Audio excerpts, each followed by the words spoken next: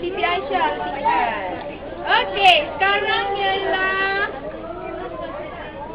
cikgu sebut murid yang akan masuk kelas Pra A. Pra Arif. Cikgu dia siapa? Siapa cikgu dia? Cikgu. Right?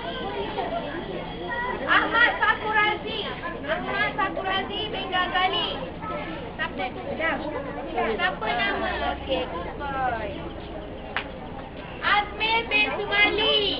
Azmir bin Sumali.